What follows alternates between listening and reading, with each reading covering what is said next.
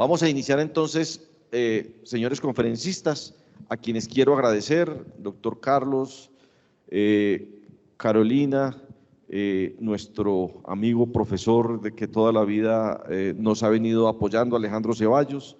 Muchísimas gracias por haber aceptado también esta invitación de Colanta a compartir generosamente su conocimiento con los asociados y productores de la cooperativa.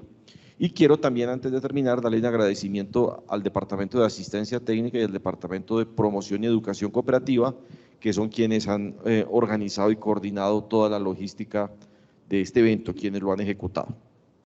Empecemos con las preguntas que hace el público. Doctor Carlos, preguntan, ¿qué tan cierto es que los celos inducidos con hormonas no son tan efectivos como los celos naturales? Primera pregunta. Y segunda pregunta, ¿la sincronización es para todas las vacas? ¿Se puede aplicar en todas las vacas? ¿O funciona mejor en las vacas con problemas reproductivos? Bueno, buenos días. El tema de inducción de celos es un tema bastante importante, más en ganados lecheros que en ganados de carne. ¿Por qué? Porque nosotros, como lo veíamos en algunas de las diapositivas o de las presentaciones, vamos a tener un problema, es que ellas no van a manifestar el celo. Entonces nosotros tenemos que ayudarles un poco a algún porcentaje de las vacas, superior al 36% de las vacas, que no manifiestan celos, a que lo manifiesten. Entonces una de ellas es que efectivamente la veamos en celo clínicamente. Y en una de las diapositivas veíamos que había una disminución leve en la tasa de fertilidad de los celos inducidos versus los celos naturales. Pero para que nosotros podamos llegar a tener un celo natural, esa vaca tiene que estar cíclica, y muchas de las condiciones del periodo crítico productivo de nosotros, que es entre los 0 y los 100 días posparto, las vacas no van a llegar por sí solas a manifestar o a llegar a una ovulación. Entonces, a muchas de las vacas les vamos a tener que llegar a hacer inducción de ciclicidad e inducción de la ovulación para poder tener resultado eficiente de ellos. Si no, tendríamos una ineficiencia en el tiempo mucho mayor. Si viéramos, por decir algo, celo natural versus celo inducido, el prototipo del celo natural efectivo altamente fértil es el celo de las novillas, que no tienen exigencias metabólicas altas, que no tienen todas ese desgaste fisiológico, y ellas son altamente fértiles. Pero acordémonos que nosotros estamos trabajando con una maquinaria que va al tope de producción y tenemos que llevarla a que sea eficiente. Y la única forma es, una de las formas más rápidas y fáciles de utilizar es la inducción de celos. Si no, nos quedaríamos mucho tiempo con las vacas quietas y perderíamos mucha parte del dinero. Entonces, por eso, inducirlo compensa un poquito la menos fertilidad de esos celos inducidos, pero igualmente son fértiles, se pueden quedar preñadas las vacas y es una de las herramientas más útiles. Y se me olvidó la otra. La otra pregunta era todas se sincronizan. ¿La sincronización es para vacas sí, con problemas reproductivos o se lo podemos aplicar a todas las vacas? Bueno, uno de los objetivos de la inseminación artificial a tiempo fijo es que usted lo pueda hacer de una forma masiva, ¿cierto? Si usted tiene unos objetivos trazados en una línea de tiempo productiva en la cual usted dice que las vacas después de los 45 a los 70 días, por eso les hice un poquito de énfasis en el tiempo voluntario de espera. Si después de esa espera de 45 días usted no las ve en celo, usted puede hacer una inseminación artificial en forma masiva. ¿Qué pasa? Que la técnica a veces la satanizamos en cuanto a sus resultados porque la utilizamos solamente en vacas problema. Entonces, esas vacas que tienen 7, 8 servicios y nosotros, la Pepita va para el 8º servicio, pero qué pesar que no la hemos preñado, pero es la más linda de acá, le va a hacer el 9º y muy probablemente se va a quedar allí. Entonces, eso es lo que yo digo, es como tener un lujo, es como tener un hobby, y los hobbies en la mayoría de los casos lo que hace es que nos sacan la plática del bolsillo. Entonces, ese lujo en algún momento tenemos que llegar y decir, te voy a cambiar por unos pesitos, ¿cierto? Ya perdí los suficiente cantidad de plata o invertí en ti que lo va a cambiar, entonces voy a frigorífico Colanta para que me la reciban porque voy a seguir haciendo eso. Entonces, cuando utilizo una técnica que me va a posibilitar expresión de celos o fertilidad en unas vacas, pero la he utilizado en una vaca que se ha manifestado muchas veces en celo, que ha recibido semen muchas veces y que no ha quedado gestante o que lo ha eliminado la gestación en forma repetida, muy probablemente con este tratamiento también voy a terminar en un resultado negativo. O sea, la mayoría o todos los procedimientos que podamos instaurarlos es para cualquier vaca que tenga la posibilidad de quedar preñada y ella me va a impactar positivamente el ejercicio económico, porque yo no produzco con una vaca, sino con todo el hato. Entonces, el ejercicio económico me lo va a retribuir sobre todo el hato. Los adornos se tienen que ir para donde quieran adornos, ¿cierto? Los hobbies para donde quieran hobbies. Entonces, esas vacas que son muy repetidoras, muy probablemente voy a tener resultados muy inferiores al promedio. Con las vacas que son fértiles voy a aumentar la fertilidad de todo el hato, aumentar la capacidad de servicio, voy a disminuir todos los parámetros que les dije eran poblacionales, no individuales. Entonces van a tener mejores resultados si lo hacen masivo porque va a ser poblacional. Doctor Carlos, no es una pregunta que me hayan hecho, pero la quiero hacer. ¿Qué pasa si es una finca muy pequeña, con 2 o 3 o 10 vacas? ¿Se justifica meterse en un programa de sincronización y de inseminación a término fijo? Doctor, eso es importante, porque uno a veces piensa que siendo pequeño no va a impactar económicamente su ganadería. Entonces, les voy a decir, si ustedes tienen solamente 10 vacas y tienen solamente 2 vacas que se ampliaron en servirse, ustedes tienen el 20% de vacas ineficientemente productivas en su finca. Entonces, el impacto económico sobre el pequeño que tiene ineficiencias productivas va a ser muchísimo más radical que aquel que tiene 100 vacas, porque aquel que tiene 100 vacas ha visto que si tiene 20 vacas que no se acaban, las tiene que intervenir ya, porque ya son 20, ¿cierto? Y es el mismo porcentaje, el 20%. Entonces, la ineficiencia económica en pequeñas hatos es mucho más marcada y va a ser, digamos, más catastrófico en el momento en que vamos a ser competitivos, porque somos menos eficientes, perdón. Entonces, a eso hay que abrirle mucho más los ojos e intervenir de una manera más asertiva. Alguna vez me pusieron una analogía y me dijeron, ¿cuál fue la matanza más grande de la humanidad? Cuando Caín mató a Abel, porque mató el 25% de la población, ellos eran 4 nomás. En cambio ahora, si matamos una sola persona, pues no vamos a matar el 25% de la población. Lo mismo pasa con la ineficiencia productiva. Si tenemos mucho, se va a marcar una ineficiencia, pero si tenemos poco, se va a multiplicar y se va a expresar mucho más. Así que esos pequeños productores tienen que ser mucho más eficientes porque de ese flujo de leche depende la estabilidad de ellos. Entonces voy a aprovechar la respuesta que nos acaba de dar el doctor Carlos para recordarles a todos los asociados y productores de Colanta que el Departamento de Asistencia Técnica tiene un programa de sincronización de vacas para pequeños productores.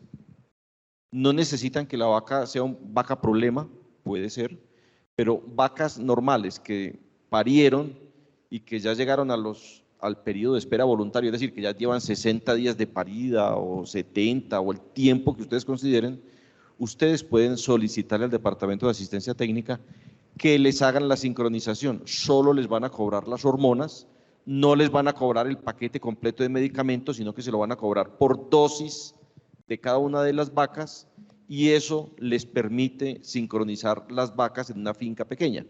¿Por qué insisto en finca pequeña? Porque si es una finca mediana o grande, probablemente le va a convenir comprar el paquete completo, pero los precios que se manejan para la sincronización de vacas pequeñas, en fincas pequeñas o en fincas medianas o grandes es exactamente igual. Entonces, los invitamos a todos a que usen esta tecnología porque es lo que en el mundo, en Brasil, en Estados Unidos, en muchos países, ha logrado que las vacas se reproduzcan mejor y consecuentemente lograr mayor eficiencia y descartar menor cantidad de vacas. Entonces, estamos de acuerdo en eso. Doctor Alejandro, voy a fusionar aquí varias preguntas que hicieron sobre el mismo tema, entonces voy a tratar de juntar estas preguntas. ¿Qué hacer con la leche con mastitis? ¿Se las podemos dar a las terneras? ¿Qué pasa si a esas terneras, después de que se tomen la leche, no dejamos que se mamen las unas a las otras para que no se transmitan la enfermedad? ¿Qué tan bueno o malo es dársela a las terneras o qué habría que hacer para poder utilizar esta leche en terneras? Y una segunda pregunta, ¿qué concepto tiene de los tratamientos preventivos de mastitis a las vacas secas? O una vaca que se secó y tiene mastitis al momento del secado, ¿qué es lo que se debe hacer? Bueno, con respecto a la primera pregunta, la leche de vacas con mastitis clínica obviamente tiene mucho más riesgo de que las bacterias permanezcan en la piel de las terneras si se maman entre ellas. Entonces, pues una recomendación muy fácil podría ser decirles, ¿sabe qué? Eviten que las terneras se mamen, pero lo ideal sería darle a las terneras una leche sana, que no tenga bacterias, que no provenga pues obviamente de vacas con mastitis, pero si no se quiere perder esa leche, lo ideal sería poder tener una especie de pasteurización ahí medio artesanal en la lechería, subir la leche a una temperatura de unos 70 grados, una cosa así, y bajarle la temperatura rápidamente, metiéndole en un tanque con agua o mirando a ver cómo se puede bajar, si no se tiene pues un pasteurizador, por supuesto. Si eso se puede hacer, digamos que uno ahí disminuye el riesgo de bacterias causantes de mastitis que vayan en esa leche. Lo que sí definitivamente no debe hacerse es darle la leche con antibióticos a las terneras, es decir, la leche de retiro. ¿Por qué razón? Porque esos restos de antibiótico que van en la leche van a causar problemas de resistencia muy posiblemente más adelante. Entonces esas dosis repetidas, bajas, subdosificadas de antibióticos a esas terneritas, pues obviamente va a ser un riesgo para cuando ellas sean adultas. Darles la leche así directamente, tal como sale de la vaca con mastitis a las terneras, como les digo, no deja de ser un riesgo, aunque podamos evitar que las terneras se mamen. Es la causa número 1 de mastitis en novillas de primer parto. Entonces tratar de pronto, si es posible, de hacerle un calentamiento rápido, no que hierva, ojo, no que hierva, antes de que la leche hierva, bajarle rápidamente la temperatura y ahí se le puede dar a las terneras. La otra opción es, obviamente, eso va a depender del bolsillo, es comprar un pasteurizador y ahí se podría utilizar esa leche después de pasteurizada sin ningún problema para las terneras. Con antibióticos, jamás, nunca, eso sí no hacerlo. Y la otra pregunta con respecto al secado de las vacas, si la vaca tiene una mastitis clínica, ojo, clínica, ubre inflamada, la leche cortada, la leche con coágulos, etcétera, antes del secado hay que tratar la vaca primero. Y después de terminar el tratamiento se le pone el antibiótico de secado y se suelta. Pero si la vaca lo que tiene es de pronto un recuento celular somático positivo, 1, 2 o 3 cruces, o tiene un recuento celular somático por control lechero de 300, 350,000, pero no tiene signos clínicos, simplemente antibiótico de secado y ya, y suelten la vaca. No antibiótico intramuscular o inyectable, no. ¿Por qué razón? Porque el antibiótico intramuscular, si la ubre está bien, si no hay mastitis clínica, ese antibiótico no se va a difundir adecuadamente en la ubre. Ustedes pierden la plata, están botando la plata. El antibiótico de secado debe ser intramamario. Si es un antibiótico, si es un secado de 45 días, pues usar un antibiótico que les permita una protección por unos 30, 34, 35 días. Una cloxacilina, por ejemplo, funcionaría muy bien.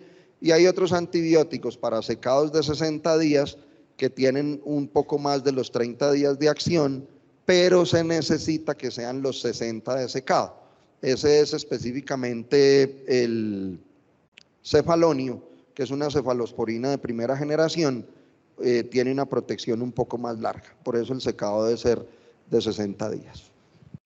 Gracias, profesor Alejandro.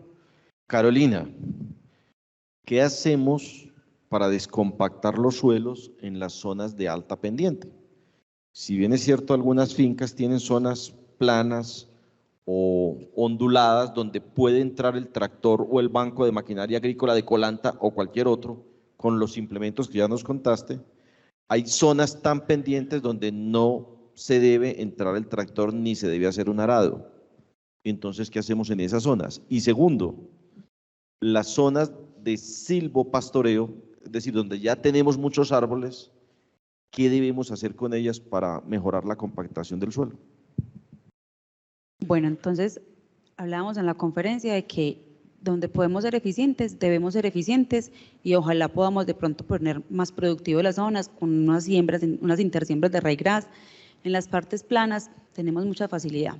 En las partes más pendientes, donde es más daño lo que se le hace con maquinaria que beneficio al suelo, lo que nosotros recomendamos es usar o motocultores que sí pueden entrar a más pendiente o hacer uso de microorganismos que son eficientes y nos van a ayudar a devolverle la vida al suelo, a descompactarlos, a generar ese espacio poroso que las raíces con la ayuda de los microorganismos lo van a poder hacer. En el mercado existen cantidad de productos que pueden usar de la parte biológica. El uso de las enmiendas y la materia orgánica para la ladera es indiscutible la mejora que le produce el suelo. Podemos mejorar en toda la parte de estructura, textura y vida de la parte biológica del suelo con el uso de enmiendas, materia orgánica y microorganismos en las zonas donde definitivamente no podemos tener ingreso de maquinaria ni motocultor y obviamente es difícil hacerlo pues manualmente. Para las partes entonces de silvopastoreo, yo les quiero también aquí hacer una cuñita y un recuerdo, es que hay siempre que pensar en futuro. De pronto nosotros en todas las fincas, nosotros vamos con el banco de maquinaria en muchas zonas donde hay unos lotes hermosos para trabajar, pero sorpresa que hicieron todos los caminos y nos dejaron sin ingreso. O tienen muy bella la labor de haber sembrado muchísimos árboles, pero no le dejaron el ingreso a los lotes para la maquinaria. Eso por favor siempre no lo en cuenta y siempre pensar a futuro. El tema del silvopastoreo en los lotes, indiscutiblemente los árboles penetran mucho, las raíces de los árboles pueden penetrar muchísimos metros, casi un metro, metro y medio, que a diferencia de los pastos que son 20 centímetros, indiscutiblemente los árboles nos ayudan a compactar el suelo y nos hacen todo lo que vimos ahorita en los videos en la parte biológica, ese beneficio de rizósfera y microorganismos que nos van a ayudar a hacer un ciclaje también de nutrientes que están más profundos en el suelo y ponerlo, digamos, más a disponibilidad del pasto.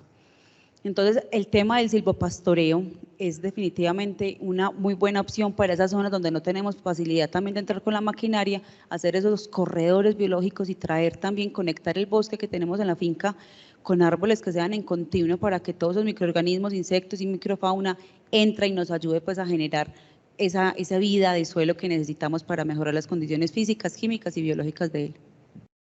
Doctor Carlos, después de la inseminación o de la monta, ¿a los cuántos días por ecografía o por prueba en la leche se puede detectar que la vaca está preñada o vacía? Segundo, esa herramienta nos va a permitir saber si la vaca parece vacía después, si hubo una muerte embrionaria, cómo hacer el manejo de estos temas.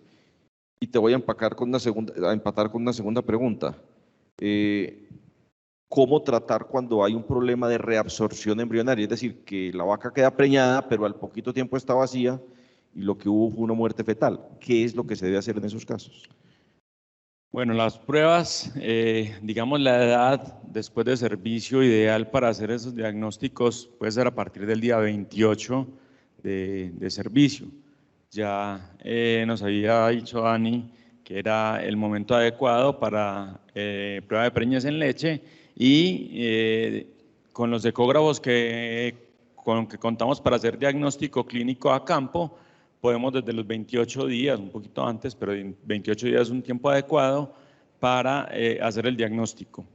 El diagnóstico se puede ir desde los 28 hasta los 35 días con muy buenos índices, con muy buena confianza y con muy buena certeza y siempre ojalá cuando hacemos el diagnóstico de esa gestación vía ecográfica, miremos no solamente el hecho de que está preñada o está vacía, sino que normalmente ya estamos haciendo evaluaciones de la vesícula amniótica, del feto y la presencia de movimientos cardíacos que se llama fetocardia, y la integridad general de la gestación, también el cuerpo lúteo y todas las condiciones, para determinar si nos estamos enfrentando a un posible caso de muerte embrionaria tardía, de reabsorción embrionaria, de pérdida fetal antes de los 40 días de gestación. Eso ecográficamente lo podemos determinar y podemos decir se está perdiendo. En los casos, que ya entramos a la segunda pregunta, en los casos en los cuales vemos que hay membranas fetales desprendidas, ausencia de latidos cardíacos, normalmente en esos casos ya es difícil intervenir. Era lo que les decía ahorita, que lo que va para afuera va para afuera. Entonces ahí lo que hacemos es terminar de que el proceso de muerte embrionaria culmine. Podemos hacerlo con uso de prostaglandinas para que entre rápidamente en celo, se elimine la gestación y podamos en un corto periodo de tiempo intervenir ese proceso de un celo irregularmente largo, que podría ser 40, 45 días de duración. Pero si vemos que la vesícula todavía está un poco intacta, pero que la turgencia del útero, que los líquidos están presentando disminución en su volumen y hay fetocardia positiva, entonces podemos suplementar con algo de progesterona, ya sea inyectable o vaginal, esa vaca para que nos mantenga la gestación en el tiempo. Podemos también aplicar algo de GnRH para que pueda luteinizar un poco algunos folículos y generar la posibilidad de que esa luteinización de algunos folículos nos genere progesterona interna de la vaca y nos mantenga la gestación. Acuérdense que Dani nos dijo, esta es la reina de la preñez. ¿Y por qué es importante? Porque ella a veces cae un poquito en concentraciones y como el ovario siempre es dinámico, a veces aumentan los estrógenos o aumentan corticoides por estrés en la vaca, y lo que va a hacer eso es que nos disminuya la viabilidad. Entonces, si nosotros exógenamente la podemos aumentar, podemos mantener esa gestación en el tiempo. A veces se nos hacía mucho más costosa porque teníamos que estar repitiendo y repitiendo la inyección cada 2 días, cada día por medio, para mantener niveles altos de progesterona, pero ahora con progesterona de depósito podemos hacerlo cada 8 a 10 días o poner un dispositivo cada 8 días, lo limpiamos, que descanse 2 o 3 días la vaca y después otra vez un dispositivo, y así evitar esa muerte embrionaria. Pero lo más importante es hacer diagnósticos tempranos. Tenemos prueba de preñez en leche y tenemos ayudas diagnósticas ecográficas tempranas a partir de 28 días. Ahí ya sabemos cómo es el panorama y ojalá que lo hagamos con regularidades. Cada 30 días podamos hacer una visita ecográfica de los animales que están recién servidos, más las vacías, pues todos los animales que no han sido servidos, para ver qué es lo que está pasando, porque están silentes, porque están calladitas, como les decía yo. Gracias, doctor Carlos. Les recuerdo que Colanta tiene un servicio de diagnóstico de preñez en leche. El servicio consiste en que ustedes a los 28 días después de haber inseminado una vaca, le toman una muestra de leche y la mandan al laboratorio de Colanta. Ustedes le pueden solicitar al conductor del carro tanque que les entregue tarritos que pueden mantener en la finca, y cuando tienen una vaca que quieran saber rápidamente si está preñada o no, pues si después de inseminarla al día 21 no se acalora, de pronto está preñada, pero entonces al día 28 después de la inseminación simplemente le toman una muestra de leche en el tarrito, llenan un formato pues para identificar quiénes son ustedes, pues de qué finca provienen, cuál es el nombre de la vaca, y le entregan ese tarrito al conductor del carro tanque para que lo lleve al laboratorio. Ese conductor se encarga de que la muestra llegue al laboratorio, en el laboratorio analizan la muestra de leche y rápidamente le están informando si la vaca está preñada o está vacía. O sea que ese es un servicio muy bueno, maravilloso. Dani, recordame el costo de ese servicio. 12.000 pesos. Diana, 12.000 pesos. Entonces, 12.000 los no asociados y 10.000 a los asociados. Diana, muchísimas gracias. Entonces ese es un servicio que ustedes lo pueden utilizar, está disponible y nos vuelve muy eficientes las fincas o aquellas vacas tan especiales que nosotros no les queremos perder tiempo y preñarla lo más rápido posible. Ahora, doctor Carlos y doctor Alejandro, no nos interesa saber si la vaca está preñada, nos interesa saber sobremanera si está vacía, porque la que tenemos que identificar son las vacías para poder preñarlas. La que ya está preñada, pues ya está preñada. Entonces, ese servicio se los recomiendo. Doctor Alejandro, nos contaste durante la conferencia que hay un microorganismo muy complicado causante de mastitis, que es el Staphylococcus aureus. ¿Cuál es el antibiótico para tratar ese microorganismo? Segundo, ¿todos los antibióticos funcionan en todas las vacas o hay vacas que les funciona el antibiótico y en otras no les funciona? ¿Y qué tan importante es hacer el cultivo y el antibiograma para poder tratar ese tema? Perfecto, doctor Juan. Voy a conectar la primera pregunta con la última, ¿ya? Con respecto al Staphylococcus aureus, el antibiótico ideal, pues hay que llamar a un veterinario para eso, pero no, mentiras. La verdad es que el Staphylococcus aureus, ¿qué problema tiene? En el mejor de los casos, ustedes pueden esperar un chance de curación, un éxito en la tasa de curación más o menos de un 60%. En el mejor de los casos, con Staphylococcus aureus. ¿Por qué razón? Porque esta es una bacteria que se ubica muy arriba en la ubre. Fuera de eso, entre los tejidos que producen leche, él se mete ahí y es muy difícil que el antibiótico llegue hasta ese sitio. Y lo otro es que el Staphylococcus aureus es muy hábil y ha desarrollado mecanismos para evadir la respuesta inmunológica de la vaca. Entonces, claro, la vaca detecta el aureus, monta una respuesta, pero la respuesta no es suficiente porque el aureus lo que va a buscar es tratar de no dejarse sacar de la ubre. Entonces, por eso la tasa de curación es muy baja. De tal manera que ahí conecto entonces con el laboratorio. Lo ideal sería poder solicitar, si el cultivo es positivo para Staphylococcus aureus, hacer un antibiograma. Y si ese antibiograma les dice que es resistente a la penicilina, vendan la vaca, no le boten corriente porque va a ser resistente a todo lo que ustedes le pongan. Eso es lo primero, entonces, importante el laboratorio. Y la otra pregunta que estaba relacionada con antibióticos también. El antibiograma que se hace… No, ese ya conecté ahí, era la segunda… que si todas las vacas son, se les pueden trabajar con el mismo antibiótico, perfecto. ¿qué hacer en ese caso? Bueno, los antibióticos hay, el antibiótico de elección para los tratamientos de mastitis siempre van a ser los antibióticos que llamamos beta-lactámicos, que son todos los parientes de la penicilina y las cefalosporinas. Segundo, ojalá siempre intramamario, nunca inyectable, a no ser que la vaca tenga ya fiebre, depresión en el consumo, esté decaída, etcétera. Ya cuando hay reacción generalizada de la vaca, sí debemos ayudarle con un antibiótico sistémico o intramuscular, porque la idea es salvar la vaca, ¿cierto? Pero si todo está nada más alrededor de la ubre, entonces un antibiótico intramamario, como les digo, derivados de la penicilina o cefalosporinas. El otro problema está en que no todas las vacas responden igual.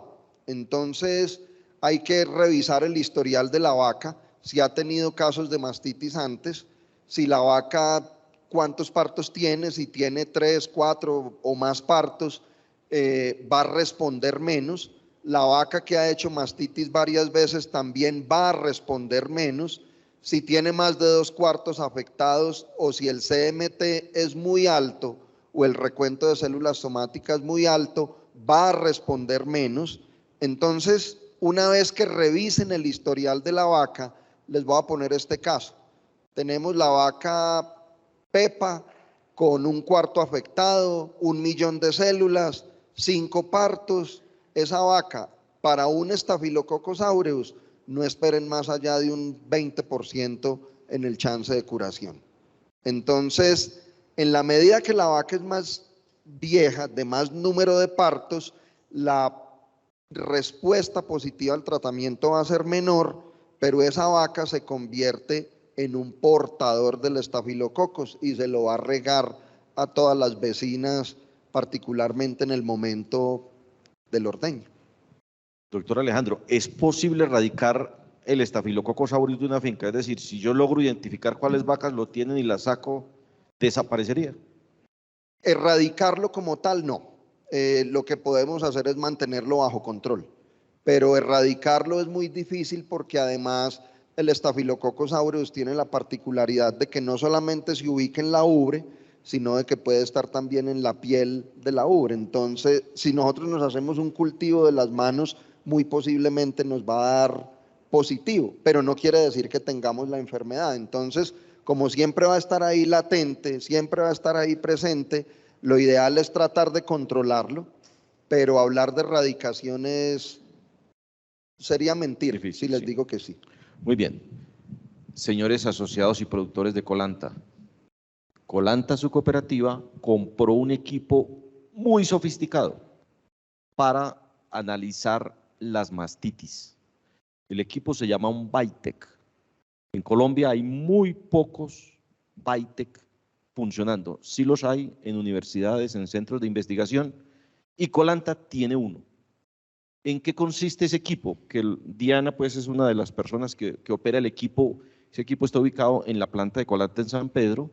¿En qué consiste ese equipo? En que le ponemos una muestrica de leche y ese equipo ubica cuáles microorganismos hay dentro de esa muestra de leche y se los dice con el nombre del microorganismo y con la especie del microorganismo.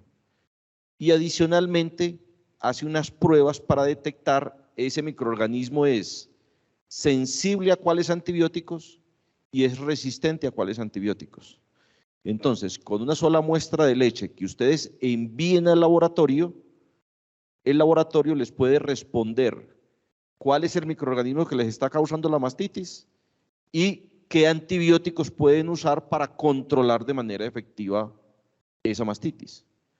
Por favor, usen esas herramientas, son para ustedes, los asociados y los productores, porque nosotros dentro de las plantas no necesitamos analizar la mastitis de microorganismos. Eso es un servicio exclusivo para ustedes los asociados y vale 23.000 pesos. ¿Y cómo se hace? De la misma manera, 23.000 pesos es muy barato para poder salvar una vaca de un problema de una mastitis o para tomar la decisión de mandarla para el matadero de una vez, como nos lo explicaba el doctor Alejandro, y no botarle más plata, no gastarnos un montón de plata en medicamentos que no van a funcionar. ¿Cómo se hace? Una vaca que tenga ya una mastitis o que ustedes consideren, no le metan un escopetazo de antibióticos, doctor Alejandro, ¿cierto? O sea, no, que tiene mastitis, vea, aplíquele tal cosa que eso me funcionó muy bien al vecino. No, puede ser un microorganismo distinto al que tenía la vaca al vecino. Entonces, toma una muestra. Ahora, la muestra sí hay que poner más cuidado que con la muestra para saber si la vaca está preñada. La muestra para detectar la preñez, pues simplemente es una muestra, no hay que poner mucha atención en la toma. En el caso de la mastitis, sí hay que limpiar muy bien todo el pezón y la punta del pezón para que no vayamos a meter microorganismos que están en la piel del pezón o en las manos dentro de la muestra de la leche, porque entonces el Vitec lo que le va a reportar son microorganismos no de la leche, sino que nosotros mismos los pusimos. Nuestros médicos veterinarios, nuestros asistentes técnicos, les pueden ayudar y entrenarlos de cómo limpiar bien el pezón y la punta del pezón al momento de tomar la muestra. La guardan en el mismo frasquito que les dejó el conductor, llenan el formatico pues indicando cuál es la finca, cuál es el asociado, cuál es el código en donde se les debe hacer el cobro, se la entregan al conductor del carro tanque y en 5 días, Diana, o 6 días si es desde el momento en el cual llegue a la planta de San Pedro, en 5 días les mandan la razón y les dicen el microorganismo que encontramos es tal y el antibiótico que deben usar para controlar esa mastitis es tal antibiótico. De esa manera van a la fija. Ahora, doctor Alejandro, la pregunta es, ¿qué hacemos? Porque si es una mastitis clínica, pues no nos podemos quedar sentados 5 días esperando a que el laboratorio nos responda. Entonces, ¿qué haríamos en ese caso? ¿Cómo manejaríamos el tema? Pues a ver, doctor Juan, lo ideal sería poder establecer unos protocolos de tratamiento en finca que le indiquen a uno cómo arrancar, ¿cierto? Cómo empezar mientras el resultado llega del laboratorio. Pero voy a decir una cosa políticamente incorrecta, 6 días es demasiado, es demasiado. Entonces, lo que nosotros normalmente recomendamos es, tome la muestra de la leche antes de aplicar el antibiótico, porque si primero aplica el antibiótico, pues ya no se puede tomar la muestra.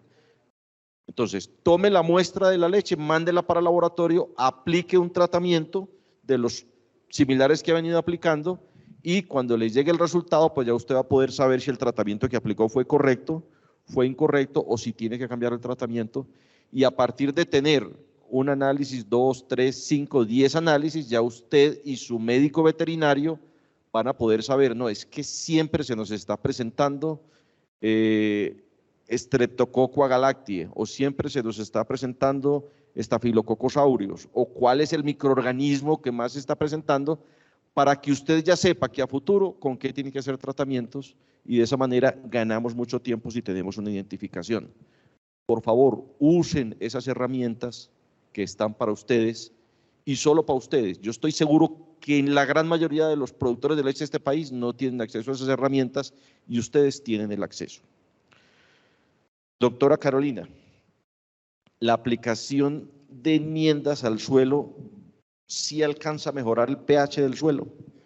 ¿Cuál debería ser una enmienda adecuada que se aplique? Y segunda pregunta, ¿cuál es el tiempo ideal de rotación de las pasturas para que los suelos no se compacten? Bueno, entonces con las enmiendas, nosotros fuimos muy insistentes en los análisis de suelo. En los análisis de suelo, digamos que el aluminio es el factor limitante que nos ayuda a subir, digamos que tenemos que neutralizarlo para poder subir ese pH. Pero cuando vamos a la realidad, entonces si nosotros aplicamos, les voy a poner un ejemplo, normalmente los suelos están entre 1 y 2, un valor de centimol, un valor que nos da ese análisis de suelo. Para neutralizar ese aluminio, con un suelo, con una densidad que es un parámetro como de mirar compactación, y más o menos diciendo que a 20 centímetros del suelo, solo para neutralizar esas 2 moléculas de aluminio, vamos a necesitar mínimo 4 toneladas, solo para neutralizar el aluminio. No hemos todavía puesto los valores adecuados ni del calcio, ni del magnesio, ni de los otros nutrientes. Entonces, hay varias formas cuando uno toma una muestra de análisis de suelo, cuando ya toma el resultado de análisis de suelo, y les vamos a entregar a ustedes una recomendación técnica de cuál sería la enmienda adecuada. Uno lo que hace es neutralizar parcialmente ese aluminio y subir más los valores de calcio y magnesio, digamos como a suplir esos valores de calcio y magnesio y el resto de nutrientes, haciendo una neutralización parcial de ese aluminio. Esto es con tiempo, digamos que uno de una sola encalada, una sola enmendada, ustedes no van a subir el pH. Ustedes lo primero cuando hacen enmienda, acuérdense que les dije, es poder lavar ese aluminio y ese hierro de ese suelo. Entonces, para poder subir el pH es un proceso de años que tenemos que ser muy juiciosos y yo les recomiendo que lo puedan hacer cada 6 meses, porque tampoco tiene sentido que en una sola aplicación pongamos 5 toneladas y que nos llueve toda una semana y que tampoco se nos va a poder hacer el actuar tampoco de la enmienda en el suelo. Entonces, es un proceso de tiempo. Sí logramos subir el pH, efectivamente sí logramos subir el pH. La enmienda y la materia orgánica nos ayuda a subir el pH, pero en un proceso y en un plan de trabajo de un manejo agronómico de las praderas y de los suelos. Y en la otra pregunta de la compactación del suelo, digamos que la mejor rotación, los días. Sí, ¿cómo mejorar la rotación? Y yo le adicionaría, ¿cuál es la carga de ganado que debemos tener para evitar problemas de compactación? Aunque siempre se va a presentar compactación. Así es. Vea, digamos que nosotros yo tengo conocido fincas de 5.5 animales por hectárea, como he conocido fincas lo normal de 3 animales por hectárea, que influye mucho cuando ustedes entran a un lote, a un suelo, digamos tenemos el potrero, influye mucho el tema de compactación, de cómo está la humedad de ese suelo al ingresar al lote. Les decía el ejemplo ahora, cuando tenemos un suelo húmedo y entramos nosotros, con las botas y nosotros vemos que el suelo baja el nivel, le hacemos esto, lo compactamos solamente por tener esa humedad y lo sellamos, es solamente el caminador de nosotros. Dimensionen las cuatro patas de cada vaca de ustedes y multiplíquenlos por el número de vacas que tienen, la compactación es mucho más fuerte. Entonces, claro, a medida de más vacas por hectárea, más compactación. Entonces ahí tendríamos que hacer unos manejos más constantes de un tema de renovación y descompactación. A menos vacas, pues va a haber un problema un poco menos, o sea, nos va a dar más chance de hacerlo más lejitos, pero también se va a compactar. Es muy importante y no hay nada que hacer. Digamos, nosotros tenemos unas dificultades grandes con el tema de agua, o sea, nosotros tenemos muy altas precipitaciones y gracias a Dios las tenemos, pero que naturalmente tenemos, naturalmente tenemos esa condición de que el suelo se nos va a compactar, de que nuestra ganadería que tenemos nos va a compactar el suelo. Entonces, por eso es tan importante, les insisto, en los manejos, en cómo vamos a manejar ese suelo, en cómo de verdad vamos a ser juiciosos con la parte de física de suelos y de verdad renovar las praderas donde se pueda renovar los suelos, donde podemos poner microorganismos y micorrizas también lo podemos hacer, donde podamos sembrar árboles en cercas y perímetros que también nos ayuden a descompactación de suelo. Está bienvenido todas esas labores que son los que nos ayudan a que el suelo de verdad pueda tener más sanidad y más vida y tener salud en suelo. Doctor Alejandro, una pregunta que nos insisten por el chat. Una vaca con, tenemos muchas personas que nos están viendo a través de nuestra plataforma Colanta Educa. Una vaca con mastitis subclínica de una cruz o de 2 cruces o de 3 cruces en el CMT, ¿qué tratamiento se debe hacer en cada caso, de 1, 2 o 3 cruces? ¿O cómo es el procedimiento para esas mastitis subclínicas? Bueno, ahí en las mastitis subclínicas lo primero que hay que determinar es cuánto tiempo le falta a la vaca para el secado. Porque si le faltan para el secado, no sé, 2 meses, 2 meses y medio, no vale la pena tratar la vaca, básicamente por la leche que hay que descartar después del tratamiento. Entonces ahí es preferible esperarle al secado. Si la vaca le falta mucho más tiempo o no se ha preñado todavía y deciden tratarla, lo ideal sería poder tener un resultado de laboratorio con respecto a la bacteria que está causando esa mastitis subclínica, y la recomendación sería, si es una bacteria gram positiva, es decir, las que se tiñen de azul cuando uno las mira al microscopio, es decir, estafilococos, estreptococos, hacerles tratamiento porque esas vacas no van a curarse solas. Pero si el laboratorio les reporta para esa mastitis subclínica que es de pronto un gram negativo, un Escherichia coli, o es decir, las bacterias que se tiñen de rojo, ahí en ese caso es preferible esperar, porque muchas de esas vacas, casi un 70% de las vacas se curan solas, sin hacerles nada. De tal manera que esa sería la recomendación en caso de que no haya acceso al laboratorio, lo que mencionabas ahora, conocer el perfil de bacterias que hay y usar un antibiótico que esté establecido en un protocolo de tratamiento. Para mastitis subclínica definitivamente el tratamiento es intramamario, el tratamiento no es inyectable y ojalá, pues vuelvo e insisto, con beta-lactámicos, es decir, familiares de la penicilina o cefalosporinas. Doctor Carlos, otra pregunta que nos hacen por el chat. ¿Después de cuántos servicios o cuántas IATFs y no quedar preñada una vaca se debería descartar? Buena pregunta. Bastante interesante. Normalmente nosotros somos bastante permisivos con las vacas. A veces les dejamos pasar muchas oportunidades. Normalmente si las repeticiones son a ciclos regulares y tiene 3 o 4 inseminaciones, quiere decir que es una vaca que ya va a tener 120 días en leche y digamos que se nos va a ampliar mucho, va a llegar dando muy baja producción de leche y todavía no la hemos preñado. Si es una vaca que tiene celos irregularmente largos, que va a tener celos de 30 días, 40 días y repite 2 veces o 3 veces, ya se nos va a convertir en una vaca de 180 días en leche todavía vacía y se nos va a convertir en un problema para quedar preñada. Entonces, normalmente nosotros podemos dar entre 3 y 4 oportunidades para servicio, sabiendo que aún así ya los índices económicos van a estar muy caídos, pero a veces esa decisión es muy difícil de tomar. Yo creo que económicamente podemos dar hasta el 3.º o 4.º servicio de oportunidad a las vacas, pero la realidad en nuestras ganaderías a veces es diferente. A veces cargamos con cristos a nuestras espaldas bastante grandes, vacas que tienen 6, 7 servicios, y cuando las vamos a secar están dando un traguito de leche porque tienen 480 días en leche, porque cargaron muchos servicios. El problema es que se nos va ampliando y cada vez va a ser mucho más ineficiente en producción y en retorno económico. Entonces, por condiciones normales deberíamos mantener máximo hasta el 4.º servicio.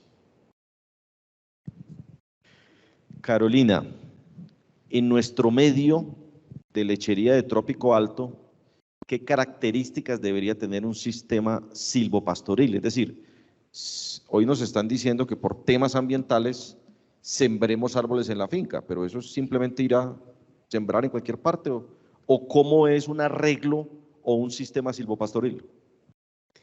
Sí, muy importante. Tenemos especies que son específicas para ciertos lugares. Por ejemplo, sabemos que los sauces son más específicos para donde tenemos más humedales, donde tenemos más agua. Entonces, digamos que nosotros ya contamos con una ingeniera forestal también, que vamos a estar en un plan para siembra de árboles y un futuro vivero de la cooperativa. El diseño es poder ir a las fincas y diagnosticarles cómo deberíamos poner, qué árboles y qué especies, perímetro de finca, dentro de los lotes, revisar qué árboles también son los requeridos, porque en pendientes hay ciertas condiciones que son unos árboles que nos aguantan y otros no, qué nativos podemos también poner para tener ese tema de corredores biológicos de los que hemos hablado, que nos conectan de verdad todos los microorganismos y microfauna y fauna a los lotes para poder hacer más control biológico dentro de los mismos potreros. Sabemos que tenemos dificultades con algunos han tenido muy malas experiencias con las acacias, que en su momento fue un boom y lo sembraron, pero digamos que nosotros que trabajamos maquinaria, los vemos, no podemos pasar ni siquiera, 4 metros, las raíces son superficiales, se caen supremamente fácil, las ramas se nos cuelgan mucho.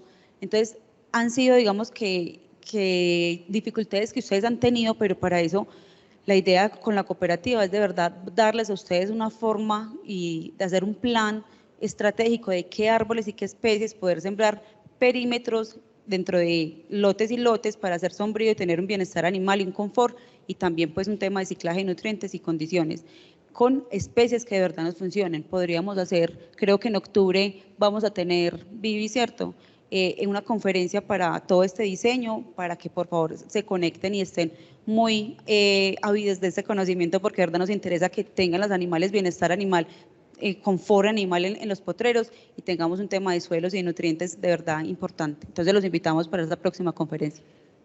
Entonces, aprovechando esa invitación que nos hace Carolina, les cuento, señores asociados y productores de Colanta.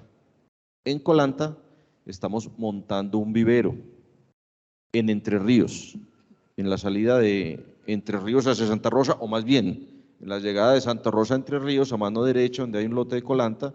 Allí ustedes de pronto, si pasan por ahí, van a ver que estamos construyendo un vivero. En ese vivero vamos a tener todas las especies nativas que se pueden cultivar en esta región, también algunas especies maderables y eventualmente algunas especies de frutales que nos permitan tener una mejor biodiversidad de pájaros, de fauna en la región. Y tenemos ya una ingeniera forestal que se va a dedicar a que cuando ustedes soliciten el servicio, porque debe ser solicitado por ustedes, la ingeniera forestal va y se sienta con ustedes a definir cómo debería ser la plantación de árboles dentro de su finca. Cuáles árboles en las periferias de la finca, cuáles en medio de de las cercas, sobre el perímetro de las cercas.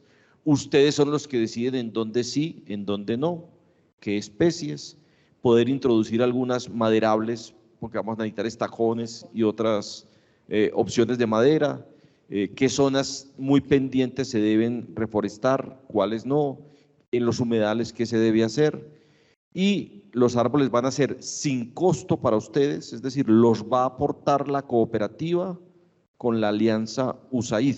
Esta es parte de la alianza que tenemos con USAID y les vamos a dar un acompañamiento en la siembra y en la protección de los árboles. No se trata simplemente de que les entreguemos árboles y que nos olvidemos a ver si los sembraron o no los sembraron o qué pasó con ellos, sino que les hagamos un acompañamiento hasta que los distintos árboles estén a una determinada altura o porte y que ya ellos se puedan ir solitos.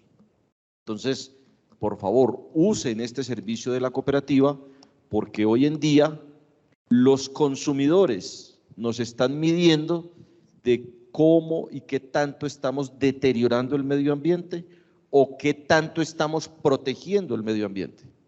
Entonces necesitamos que en cada una de las fincas de ustedes, los asociados y productores de la cooperativa, metamos un tema ambiental con árboles que le podamos mostrar a los consumidores, pero más allá, que nosotros mismos tengamos una conciencia ambiental de que necesitamos producir oxígeno fuera de producir leche, de que necesitamos producir agua fuera de producir leche, y eso se hace con todo el tema forestal.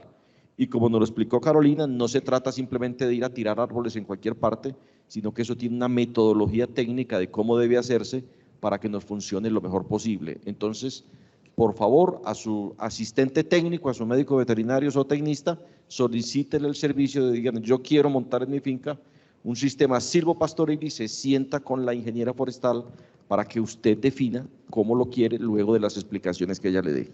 ¿Estamos? Muy bien. Voy a cerrar, espérame un segundito Cecilia, todavía no, haciéndoles unas preguntas a los tres conferencistas. Y la pregunta es muy simple. ¿Cuáles son como una conclusión de cada una de sus conferencias? Dos conclusiones concretas. Ustedes, señores asistentes, y nuevamente les agradezco que nos hayan acompañado el día de hoy, yo creo que tienen muchos aprendizajes, muchas cosas de lo que los conferencistas nos enseñaron el día de hoy. Pero les voy a pedir a ellos que recalquen como en dos puntos concretos que ustedes se puedan llevar para sus fincas e implementarlas, hacerlas. Cosas fáciles que sean como el resumen de estas conferencias, adicional a todo lo demás que aprendieron. Bueno, yo creo que importante dentro del resumen, una es que es mejor preñar las vacas que producir muchísima leche de una de ellas. El ejercicio en volumen lácteo lo da es la capacidad de preñar las vacas y llevarlas al parto. Y entonces, para cumplir con ese objetivo, nos llevamos dos grandes premisas acá. La primera es, tratemos de identificar la vaca vacía e intervenirla lo más rápido posible para que la podamos preñar. Las calladitas, las que reabsorben, las que no se acaloran, todas esas. Entonces, ese es el objetivo, la vaca vacía, identificarla rápidamente para que pueda convertirse en nuestra niña consentida, en la vaca preñada. Y el otro, la IATF es una estrategia de preñar vacas muy rápido en el posparto y no solo vacas problema, es una alternativa para vacas funcionales y para vacas problema, para ambas. No descartemos las vacas funcionales como pacientes objetivo. Y dentro de todo eso, articulo con una cosa que yo les digo, que para mí como colombiano y más como antioqueño es motivo de orgullo, se lo comentaba a algunos compañeros. Los productores en dos países donde he estado dando conferencias de producción de leche están solos y a la deriva, no saben cómo tratar las mastitis, en qué condiciones y bajo qué premisas. no saben cómo preñar las vacas, cómo intervenirlas y de qué manera. Colanta es una cooperativa estructurada, organizada y que está en pos del objetivo principal, que es el productor. Y allá nunca lo vi. Entonces todo era a fuerza de solamente el emprendimiento del productor, mucho más aguerrido. Pero acá tenemos estas herramientas, utilicémoslos. Y la verdad, cuando estaba allá, para mí era motivo de orgullo decir que teníamos unas cooperativas. En Paraguay vi una que es en la colonia menonita. Son muy organizados y todo, pero los departamentos de asistencia en todos los niveles, desde el pasto, desde el sanidad, desde la reproducción, desde todos, está mucho más integrado acá. Entonces, esa es la condición. Vuelvan a la casa para que salgan con muy buenos resultados. Doctor Alejandro, sus dos conclusiones. Bueno, yo simplemente les diría, en primer lugar, prevención, prevención y prevención, porque es mucho más barato que ponerse a curar vacas con mastitis. ¿Cómo vamos a prevenir? Básicamente buenas prácticas ganaderas, especialmente en el momento del ordeño. Hay unos procedimientos ya estandarizados que con toda seguridad con todo el personal de asistencia técnica de Colanta y particularmente del área de sanidad pueden repasar esas buenas prácticas ganaderas al momento del ordeño. Eso les va a ayudar a disminuir principalmente las mastitis de tipo contagioso, que son las más comunes que tenemos nosotros pues en Colombia y particularmente en Antioquia y el eje cafetero. Y la segunda recomendación, yo sé que somos unos enamorados de las vacas, nos gustan las vacas, vibramos con las vacas, pero como decía ahora el doctor Carlos, hay vacas que no, definitivamente si no estamos coleccionando nada, es mejor salir de ellas. ¿Por qué razón? Porque son vacas que nos están generando pérdidas por mastitis crónicas, porque no se preñan. Recuerden que la mastitis va también de la mano con la reproducción, de tal manera que si no se preña, posiblemente puede ser por una mastitis crónica, pero además son el foco de infección para las vacas sanas. De tal manera que esas vacas crónicas que no nos responden, tratar de salir de ellas y reemplazarlas con una novilla o con una vaca que seguramente venga sana y que no nos va a dar tanto problema. Gracias, Alejandro. Carolina, dos conclusiones. Bueno, conclusión número 1, diagnosticar de verdad el suelo. O sea, no guardemos más de ese análisis de suelo en la carpeta, usémoslo por favor. Tenemos que saber qué suelo tenemos para poder saber cómo lo manejamos. Entonces, de verdad les insisto mucho en poder hacer ese análisis de suelo para poder saber cómo tratar a ese paciente y saber si tenemos también ya un problema de física de suelos, de química, de biología, ser muy integrales con eso. No solamente los 3-4 bultos de fertilizantes, sino de verdad darle un manejo que se quiere y que tenemos deuda con el suelo, que hemos sacado y le hemos sacado y le hemos sacado y no le devolvemos lo suficiente. Entonces, mi conclusión es, por favor, a cuidar el suelo, a quererlo y a devolverle lo que hemos sacado de él. Bueno, muchísimas gracias. Yo creo que nuestros conferencistas merecen un fuerte aplauso.